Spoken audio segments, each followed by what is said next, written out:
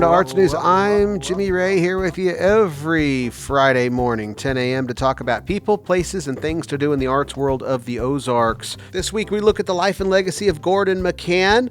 We also talk to the couple behind Farmata, a new intimate classical music venue in Fairgrove, and we hear more about Springfield Drum and Bugle Corps coming up tonight. Let's go! Go! Go! Go! Go! Go!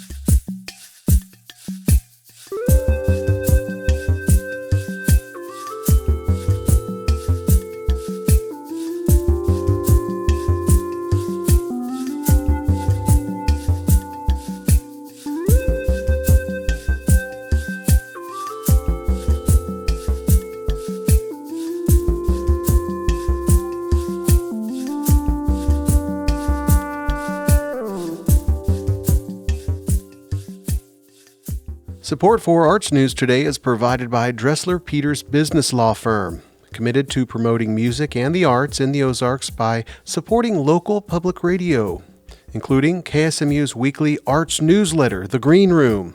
Information at DresslerPeters.com. And support is also provided by Pickwick Underground Framing, offering custom picture framing and installation. Open weekdays 10 to 5:30 and Saturdays by appointment at 611 South Pickwick Avenue. Information at PickwickUndergroundFraming.com.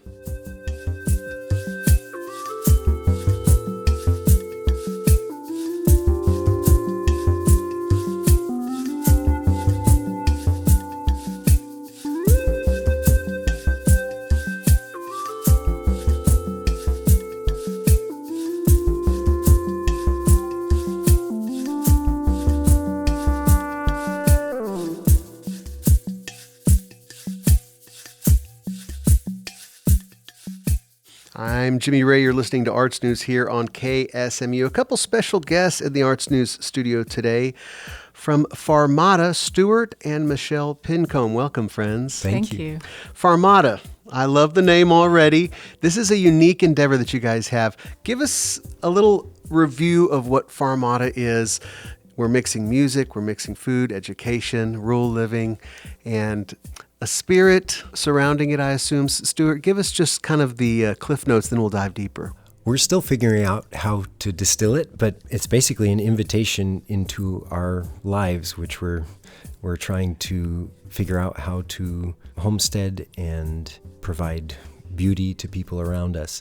So we've bought some beautiful property in Fairgrove, and in the last 7 years have been trying to develop it. That includes with a lot of travel on my end, so it's been interrupted, but we've taken the barn, which was the only standing structure on the property, and really entirely rebuilt it. And so right now there's a section completed where we have very intimate concerts, about 20, 25 people in attendance with one or two performers. We provide food that Michelle, my wife, prepares, and all the ingredients are things that we can trust. So they're very pure organic ingredients from either what we have raised or grown. We raise hogs and goats and ducks and geese and bees.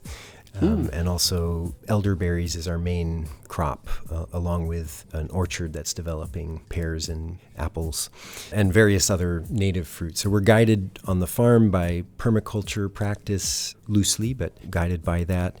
And our aim is to pull people into natural beauty, both in what I do in music and what my colleagues do, and in how we try to cultivate the land. Wow.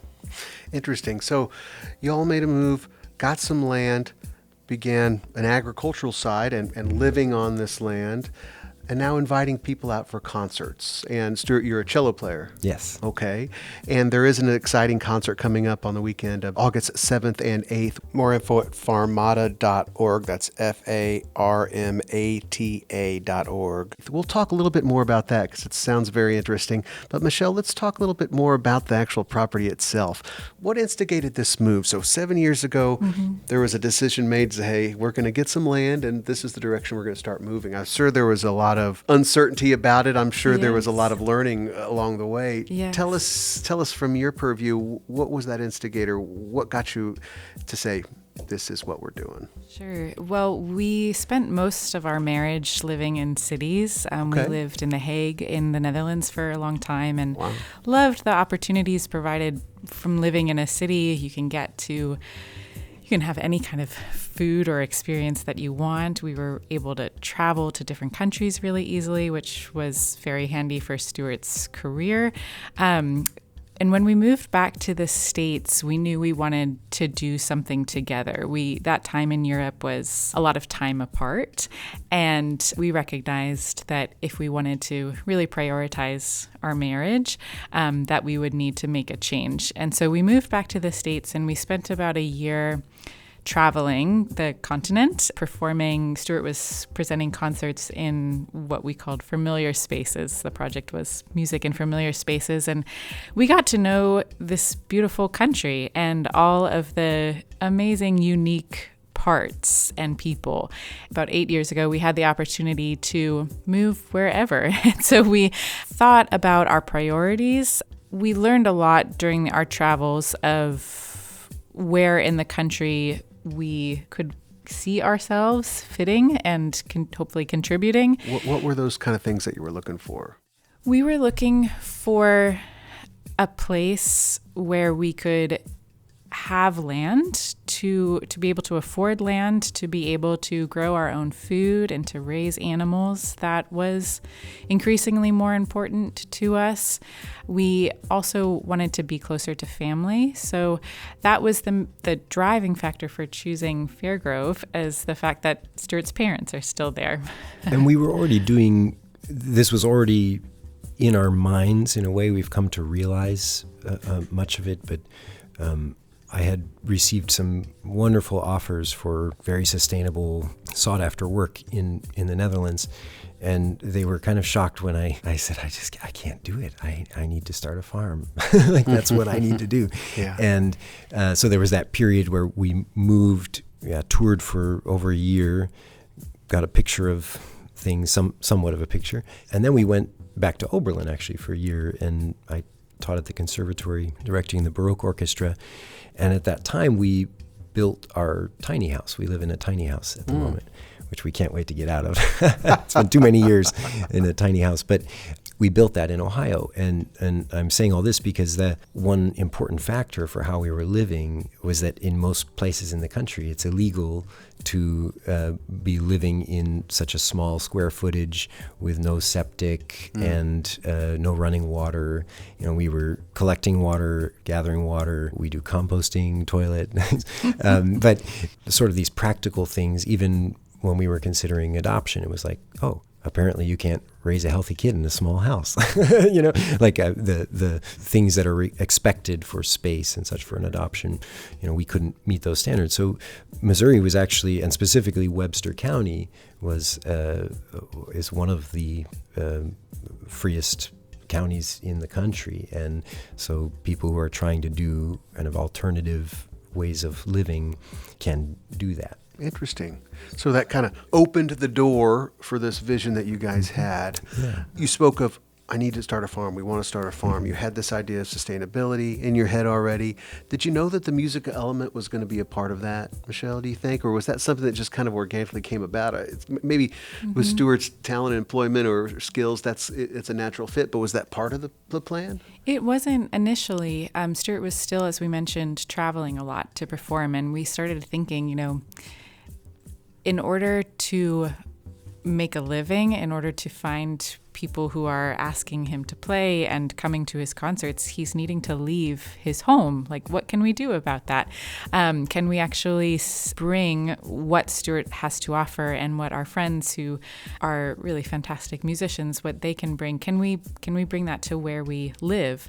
And I think the idea of the concert series really came out of the barn space itself. So initially, Stuart was renovating it, working on it as more of a studio to teach from. And then as it became more and more beautiful, we could start imagining, we could have, 15, 20 people come and we could have concerts here. And in a big way, we were really inspired by the kinds of concerts, intimate house concerts or cafe concerts that we experienced in Europe. And likewise, were inspired by those concerts because they almost always included an element of food. Right. Stuart was often playing in smaller rural places like in France or Belgium. And when you ask people to drive out to a new place that's a little bit maybe far out of the city, we think it's important to feed them. Yes. We also think that it's just a great opportunity to connect with one another when you're eating together. So we knew that that would be an important part of it. And we also felt like at this point in our lives, we really want to be investing in the place where we live. Like we moved here to try to set down roots and to try to contribute to where we are living and celebrate what is unique about especially rural Missouri in our case. Something that is not very common in rural Missouri is really high-level classical music series. I'm not sure there is another one. And we thought we could try to build that. Yeah. Well, the Ozarks welcomes you and welcomes this concept. This type of smaller series, intimate listening room, concerts, and venue is very unique. If you're just joining me, I'm Jimmy Ray. You're listening to Arts News, and we're talking with the folks from Farmata. It's out in Fair Grove, and it's Stuart and Michelle Pincombe. And a new venue, farm, studio in rural living, trying to foster community, trying to find that sustainability and that connection, whether it be through music, through food, through community. And let's talk a little bit about the next concert opportunity that folks can look at. If folks want to learn more right out of the gate here, farmata.org, which is a clever name, farm and Farmata being mixed together, farmata.org, farmata.org. It has upcoming concerts, information about the venue and the homestead there.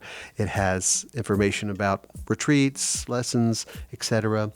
And so, Stuart, you're going to be doing a pair of concerts August 7th and 8th with a friend of yours. You play cello, and he will be on a unique instrument. Give us a little bit of information about him and the music that y'all are going to be bringing to Farmata on August 7th and 8th. Yes, the guest artist is Johnny Rogers, and he is playing wine glasses that he tunes. And several of the great composers played glass harmonica, and they composed for it, and that's sort of a very specific instrument. What Johnny has done is he just takes wine glasses and by adjusting the water level is changing the pitch. And he's been doing this for many years. He's a singer-songwriter. Can't really put him into a box. He does everything. Yale-trained composer as well. Wow. And we'd known of each other for many years and had worked with various artists. We'd overlapped in that way. We'd met, but we'd never worked together until, I guess it was just last year. And we started improvising and experimenting, and it was just a great click. And what we're experimenting with in this project is actually playing with expectations and tonality. So we're using what's called microtonality. So it's the pitches in between pitches, you could say. Yeah. So he will have several tables of glasses set up. Some of them are in standard tuning, and some of the tables will be slightly detuned. We have sort of a microtonal sound world there. So we're overlapping those two worlds in a gentle way. Often that's a very abrasive, it makes us uncomfortable. Mm-hmm. We've been pleased to discover, we've already tried this project on several audiences, and they do find it to be soothing. Our goal was, can we make microtonal music that we would want our children to listen to? And there's that element where we're doing this improvisational microtonal element. And again, it's just like a little coloring. It's not meant to be a jolting thing. It's actually meant to relax and soothe. And you reorient as you start playing in a new tuning. Right. Your body adjusts, and the context is providing continuity. So in the context there in Western music, there's 12 chromatic notes. Yes. And most music that you hear are employing those notes. Exactly. Around the world, they use these microtones that are in between these intervals that scale has. Yes. And so you'll be kind of exploring that. There's been some folks popping up I've seen online starting to do stuff like this, but not many. It's kind of something that you don't see very often. So this is a very rare kind of concert. And you mentioned it has a lot of improvisational elements when it's in that world. Okay, so some ideas are already in place and you guys play off those, or it's absolutely we're starting from scratch here? It's guided improv. For them, a couple of them have been like, we say a sentence or two, like, we're going for this, and then we just make it. And it only works with some collaborations, as you probably know. This does work for us, but some of it is fairly structured, guided improv. And then a couple of the pieces are actually Arvo Pärt, Spiegel im Spiegel, one of the most beautiful pieces of music ever written, I think, and Fratres, which is quite a virtuosic piece for cello. And Johnny has arranged those for glass. They're for piano and cello. Wow. And I think it totally captures Arvo Pärt's aesthetic. I think he would put his stamp of approval on it, and we're actually going to work on that. Very good. Let's hear some of this. I've got a recording here of you on cello and Johnny on the wine glasses. So this will be the Spiegel im Spiegel that you speak of as we look ahead to the August 7th and 8th concert at Farmada here on Arts News KSMU.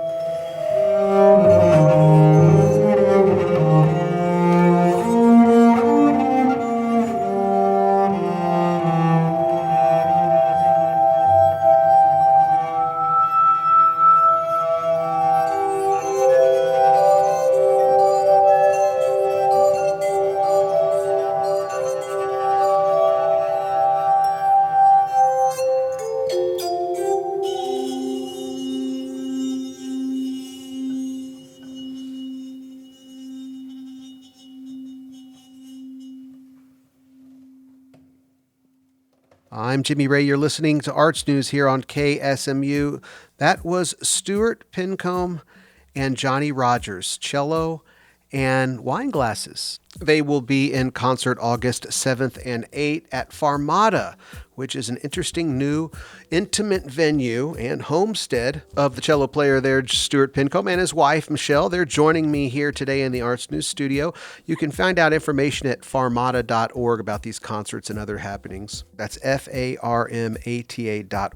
And Stuart, beautiful sound you guys have going there. That was an older composition. What else should folks expect musically? It will have some of that sort of standard, modern, beautiful repertoire along with our own guided and more free improv pieces, along with having the audience involved. So there will be at least one piece in each concert where the audience members will have wine glasses that are pre-tuned.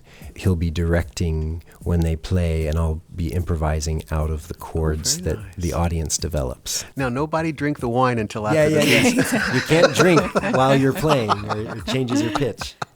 How cool is this? If you're just joining me, I have Stuart and Michelle Pincombe from Farmata. It's a music venue, their homestead, farming, and so much more happening out there. Farmata.org. That's Farmata,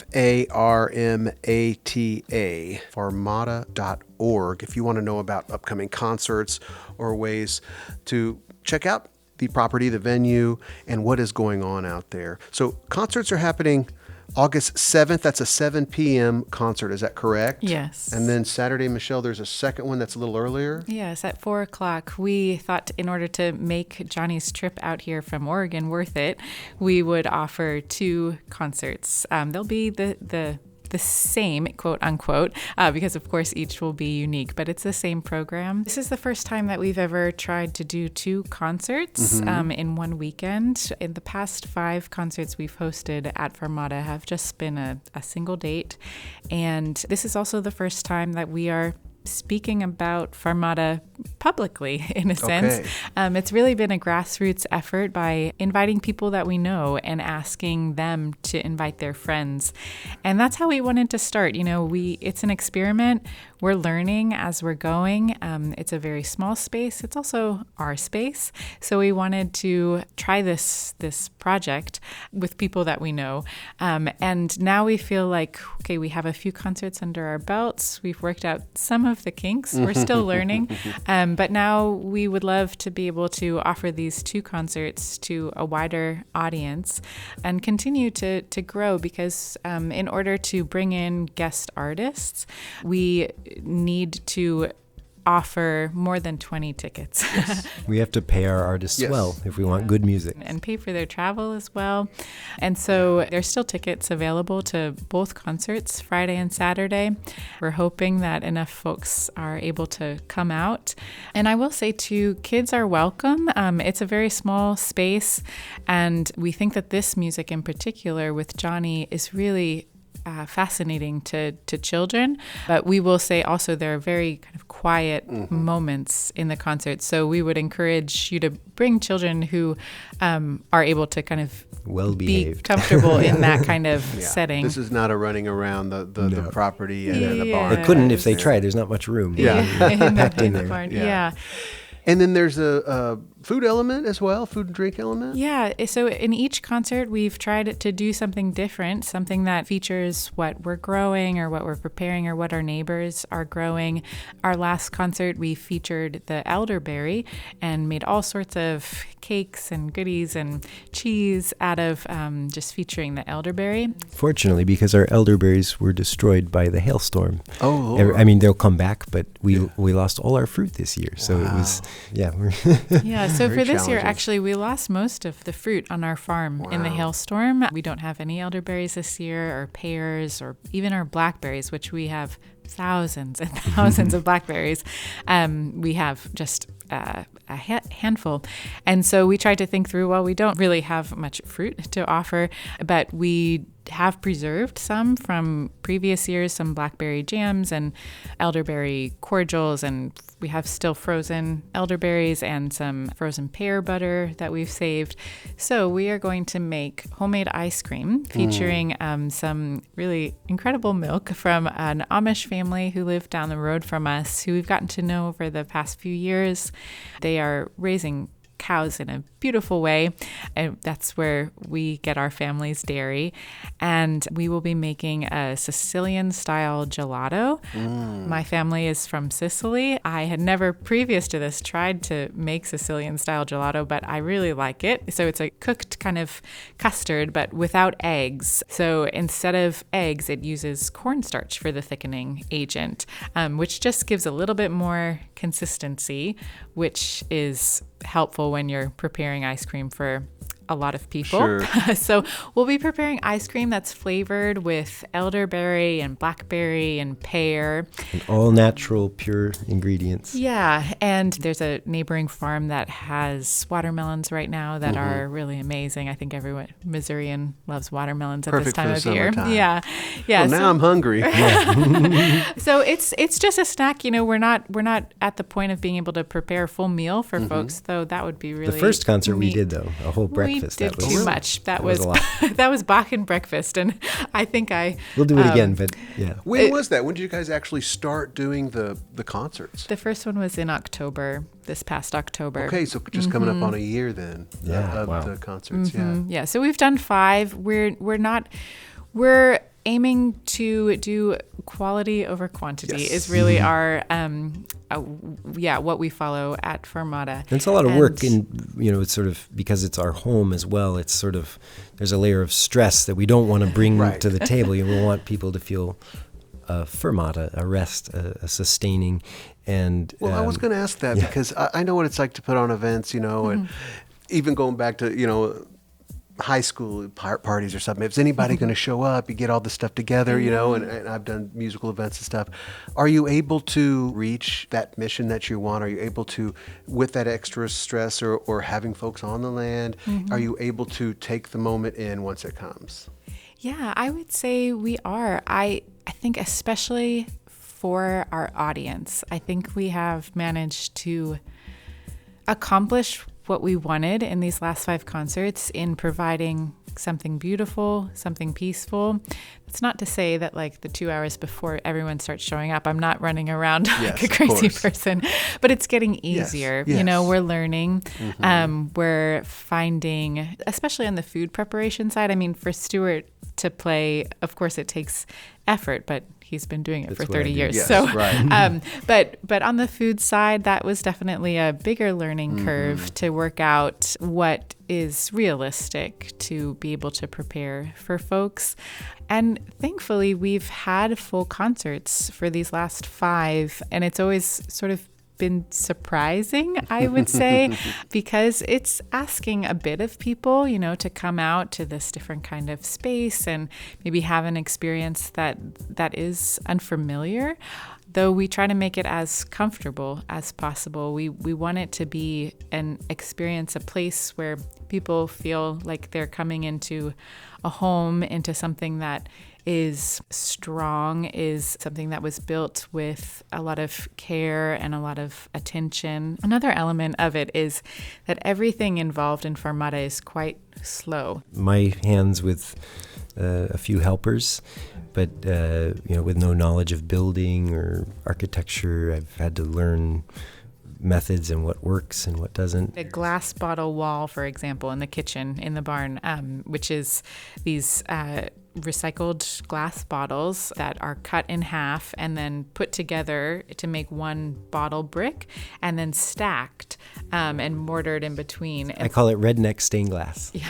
I love it. It's beautiful. And the effect but is very it's beautiful. raw, and it's and the walls are raw. Like you see the barn wood, you see also the other walls besides the bottle wall are cordwood walls. So it's all like cedar or juniper is the actual tree, but what we call cedar around here. But it's hours and hours and hours and hours, and it's such slow progress, and also being new to it. I want to be careful. Like, I don't want this to fall on people, so I have engineer come and check it, make sure I'm doing the right thing. And right.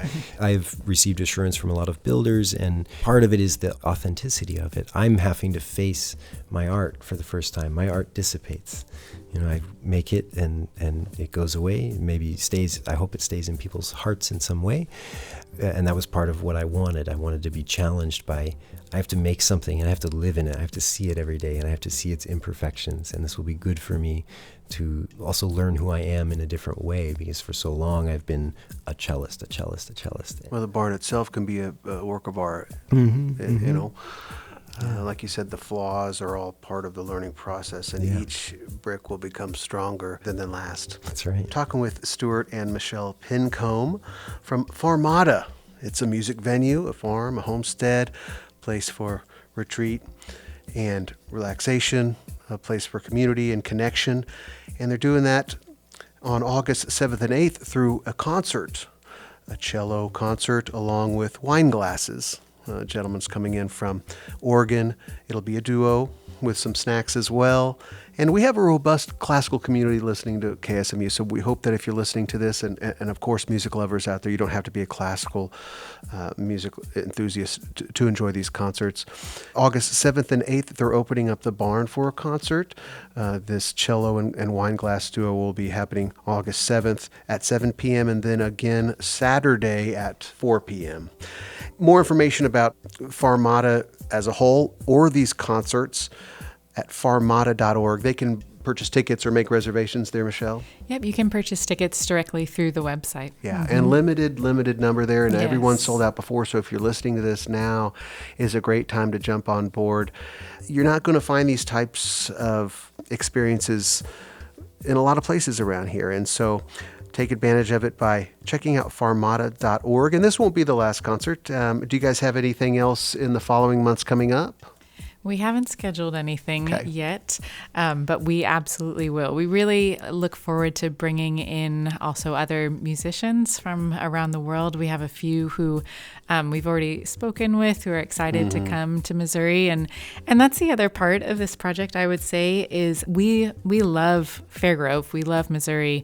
And we are really excited to share this part of the world with friends and with people who may not ordinarily have the opportunity to come to this part of the world. And so far, we've brought a few kind of overseas friends, and they've just been blown away by the kindness, the generosity, and the really unique beauty of this place and especially its people. Yeah.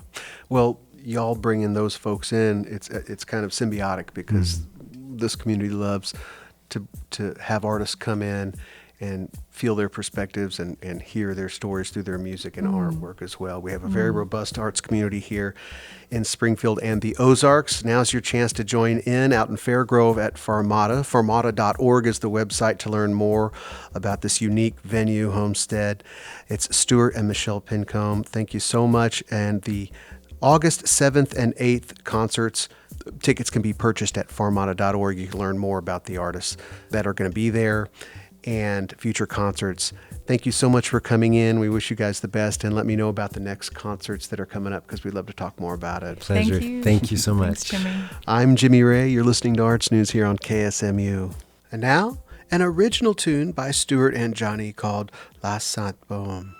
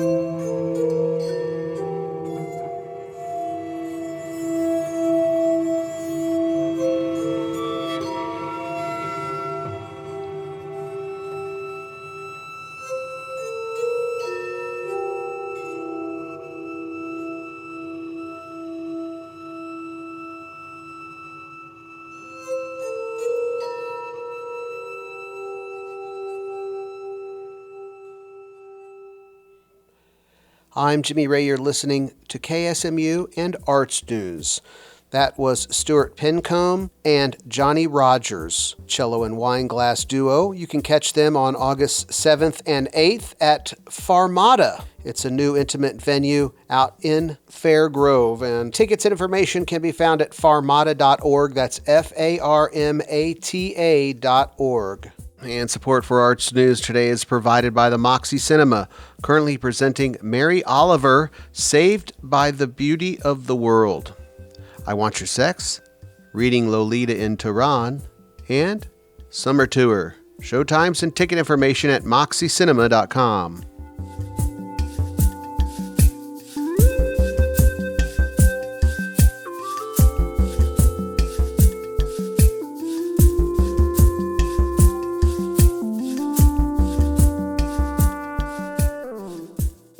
I'm Jimmy Ray. You're listening to Arts News, and we lost another champion of the Ozarks culture. Gordon McCann has passed away at the age of 94. For more on the life and work, Gordon McCann here in the Ozarks. It's a piece produced in 2010 by KSMU's Mike Smith.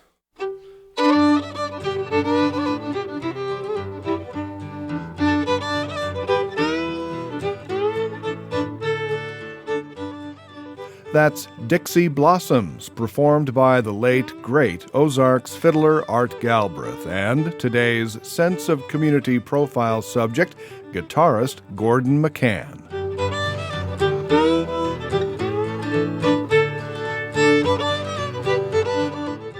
Viewers of Ozarks Public Television will recognize Dixie Blossoms as theme music for the Ozarks Watch video magazine, which explores the area's rich cultural history, past and present. Gordon McCann's long-time, multi-layered contribution to the production of Ozarks Watch is but one example of his seemingly tireless efforts in preserving and promoting Ozarks culture. I'm a cultural preservationist, is what they now call me. And I am not a folklorist. Everybody keeps calling me a folklorist, but I'm not a folklorist. I'm really a pack rat. In other words, I've just kind of saved everything. A big portion of what Gordon McCann has saved is traditional music of the Ozarks, and what started as a way for Gordon to learn how to be a better guitarist has turned into the public having access to a nearly 40-year audio and written record of old-time music performed live in a variety of settings across the Missouri and Arkansas Ozarks. Started out down at Emanuel Woods Ozark Opry on the square in Ozark. I was just mesmerized by the whole thing. It was an old false front store building. It was held up by two other buildings, and that's the only way it could stand, I'm sure. And here was this big plate glass window. It had been an old store, like a hardware store or something. And they sat in the front part of it where the display window would have been. And one light bulb hanging from the ceiling, and an old potbelly stove in the back, and all these people sitting around in the biggest mixture of chairs and couches you ever saw. And there was a white-haired man playing the fiddle along with Emanuel Wood. That's where I met Art Galbraith. He was who we were to be partners for 17 years. So what year are we talking, Gordon? Probably the first tape I made, as far as an interview tape, was probably about 1971 or 72. And then I didn't really get down to Ozark and start trying to learn myself what I started recording until probably 75 or 76. That's about the time I would have met Art, and, oh gosh, there were some wonderful fiddlers. Lonnie Robertson and Raymond Campbell, these were really tremendous fiddlers, and a bunch of others too. Mainly, I had a little old tape recorder that belonged to my son in high school, a little GE recorder, and I started taping the stuff for me to go home and learn the tunes. I didn't know so many of these, but I had no idea of the vast repertories of these tunes that these fiddlers have. And of course, I'm talking about fiddling, but the singing would have been the same thing, and that type of thing. So the more I did that, the more it got me, my gosh, how do these people remember these things? And then I started checking out and found these things are centuries old. Some of these tunes go back to the 1600s when they were first mentioned even. So they were even older than that. With tape recorder in one hand and guitar in the other, Gordon McCann would travel across the region recording traditional fiddle playing, singing, and storytelling. He'd show up at jam sessions in private homes, the Johnson Schoolhouse near Gainesville, square dances in Douglas and Texas counties, seasonal sessions at the Old Schoolhouse near McDowell in Berry County, the Saturday night Oldfield Opry, and the potluck traditional sessions every Monday evening at McClurg in eastern Taney County. Yeah, every Monday night. And they eat. They usually ate somewhere around 6:30, and then by 7 or so, right in there is when the musicians all got up and went up in the circle, all sat in a circle. I'd gone there scores of times, but I always record it because even though it's the same, and it's pretty much the same group, somebody will play something new. That always happens. There's a big variety of styles of tunes, types of tunes we play.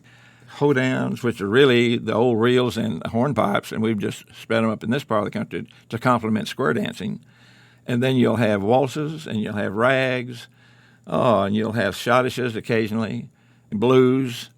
It's a Ozarks type of blues, You can play all these in one night. The tempo changes all the time. Good thing about these tapes I have, at first I would forget to turn it off between tunes by accident, but I got to where by design I'd leave it going because that's when all the talking was going. Do you remember old so-and-so's house or something? Now, they'd be talking about in the 1880s and 90s, some of them. Gordon McCann not only preserves the past when it comes to traditional Ozarks music, he fosters the future. For many years, he's worked with young fiddlers like Rachel Hoagland, Ashley Hull, David Scrivener, and others, with presentations and performances at area libraries, fiddle camps, and the annual Ozarks Celebration Festival at Missouri State University. David Scrivener, who just completed his comprehensive exams and is now working on his dissertation to earn a Ph.D. in literature from the University of Dallas, teaches literature part-time at College of the Ozarks. Scrivener is a regular at McClurg and has been mentored by McCann since high school. These learning sessions often take place in McCann's Springfield home.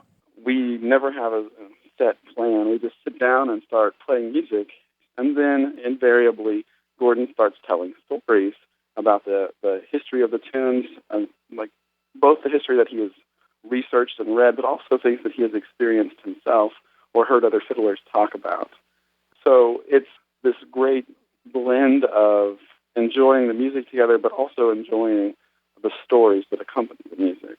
He's helped me to learn more about the culture of the Ozarks as well as the history, which is my culture and my history. And so he's actually helped me to understand more about what my heritage is, which has helped me have a fuller sense of my own sort of identity, I guess, as an Ozarker. I think you could say that Gordon is, without overstating anything, synonymous with the Ozarks.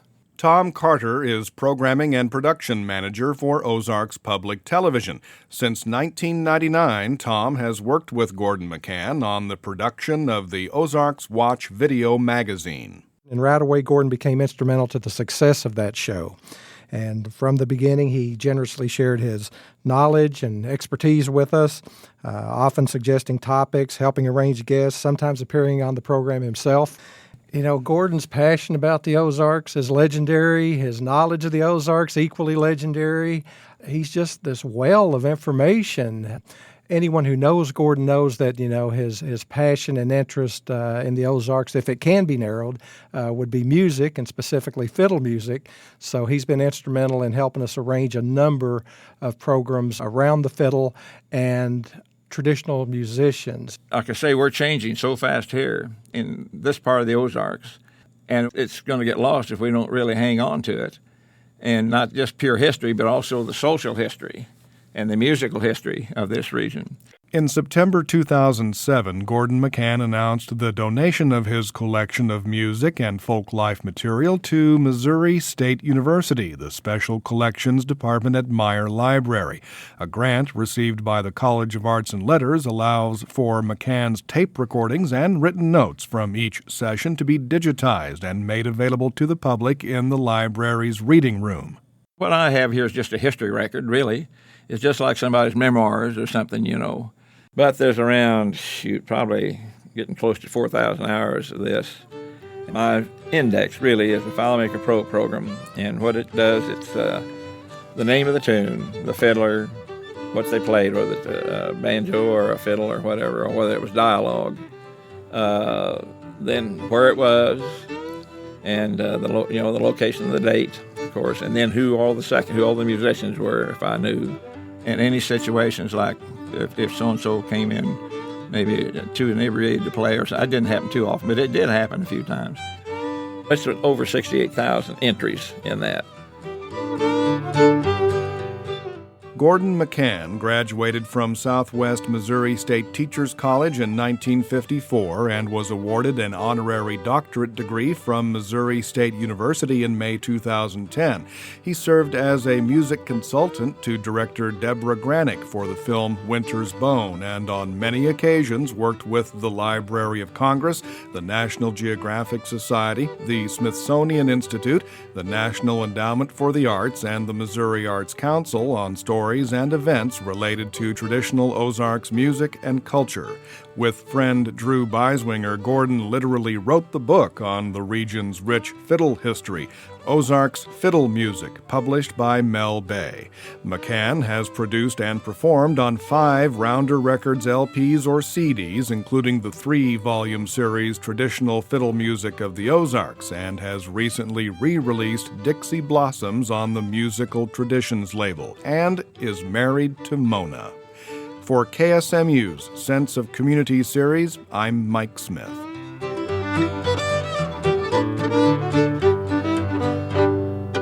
I'm Jimmy Ray. You're listening to Arts News here on KSMU, and we will have more on Gordon McCann next week as a part 2 to this series as we look at the life and legacy of Gordon McCann, who passed recently at 94. And the Springfield Drum and Bugle Corps will host their all-corps event tonight, 6 to 8 p.m. at Parkview High School Gymnasium. With more on this and a special guest, it's KSMU's Chris Drew. Springfield's Scottish Drum and Bugle Corps will honor a century of history this year. The tartan-clad, Scottish-inspired all-girl drum teams have been a Springfield High School tradition since the Kilties were first formed at what was then Springfield Senior High, now Central High School, in 1926. The Parkview Lassies formed in 1956. There were once Scottish drum corps at every high school in Springfield.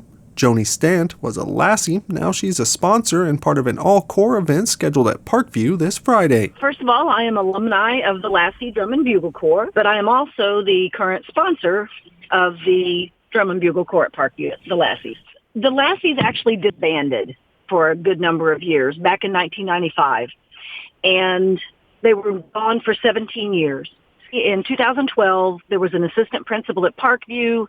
He had been around at Parkview. He had gone there when the Lassies existed. They kind of got this idea hatched that they would bring them back. There was a particular teacher there. Her name was Myra Dickensheet. So they asked her to be the sponsor at the time. She reached out to a mother of one of the students who happened to have been a Lassie back in the 80s. And that person just got super excited. She contacted me. We ended up, there was probably 8 of us alumni, mostly from the 80s at that point, who came back. Myra handpicked the girls that first year because they weren't born when we disbanded, so they didn't know anything about this. So the 8 of us taught them what it was to be a Lassie and then also how to do the marching and play the instruments and that kind of thing. That's how we got back going again. And as time went on, you know, obviously we didn't need all of us all the time. And probably there was 3 of us for the next 8 years or so who would be volunteer. We were just volunteer alumni, and we would go back and help with practices and anything they needed. And we'd go on trips with them into parades and various things just to help out. You kind of have to understand what the drum corps is and the history of it and the heritage. The drum corps all began in 1926. R. Richie Robertson, the Scotsman that was the Boy Scout band leader here in town, he created the Kilties because music was super important to him, and he wanted opportunities for girls to do something like that. So he started the Kilties. His wish was, as new schools opened that they would each have a drum corps. We were the second ones at Parkview in 1956, and the Lassies became Parkview's drum corps. In 1958, Hillcrest opened their doors. The Highlanders became a drum corps. And then Glendale followed in 1964, and then Kickapoo opened in 1971. You would have 150 girls trying out for 20 spots every year. It was a big, big deal, and it was a big, big part of the schools. For the most part, I think through the end of the 80s, the drum corps were still full. They had full corps, but things began to be more difficult and had smaller corps and not as many people trying out. Kickapoo, they disbanded in 1988. In the spring of 88. Parkview, our numbers dwindled in the early 90s, and by 95, they had disbanded. Glendale followed in 2003, and Hillcrest, May of 2012 was when they disbanded, and that's the time we were coming back at Parkview. And we found that it wasn't only the ladies who had been in the corps, but the alumni at large in those early years back. And after the girls would come off the floor or be done with it, they have grown men with tears in their eyes and saying how much those drums, that sound brought back all these memories, and that some of them, their sister had been a Lassie, and it was such an important part of her life. And, we really, really found out what the drum corps, all of them, in fact, mean to the student bodies of the schools, but the community at large. I can't count how many events we go to, whether it's a parade or you can't walk without somebody coming up and going, oh my gosh, it's so good to see you guys back. Or somebody will go, oh, I was a Scotty. I went to Glendale and I was a Scotty in the 60s. And they want to tell you their story and they want to tell you how much it meant to them. This exists nowhere else but here in Springfield. So it's very unique and it's so important. The heritage of it all and the sisterhood of it all and the history needs to be remembered. It needs to be kept alive somehow. So every year, I think it actually started back in the 70s when we still had 5 drum corps. At the end of the summer, right before school started, we would all get together and we would have what we called All Corps Day. And each school took turns hosting it. And it was a chance for all the 5 corps to get together, show off what they learned, got to do a show for your family, for your friends, for each other, and then we'd have a big picnic afterwards, all 5 corps together. The Lassies and Central, we still do have all corps every year, although it's just 2 of us marching a show anymore. We probably have, I'm going to guess, at about 100 women, at least, who have been practicing their drums and their bugles. We have bagpipes, twirlers. We've got them all, and they're doing so well. I mean, I've gotten to listen to all of them. It's so exciting, and the thing of it is so many of them, we get these messages from them, and they're like, "Thank you for giving us this opportunity. We just never thought we'd get to do this again." Stand and fellow alumni will celebrate their history with the community at their All Corps event Friday at 6 in the Parkview Gym, with performances from this year's Parkview Lassies and Central Kilties and alumni performances from former Kilties and Lassies, as well as Hillcrest Highlanders, Kickapoo Bonnies, and Glendale Scotties. For KSMU News, I'm Chris Drew.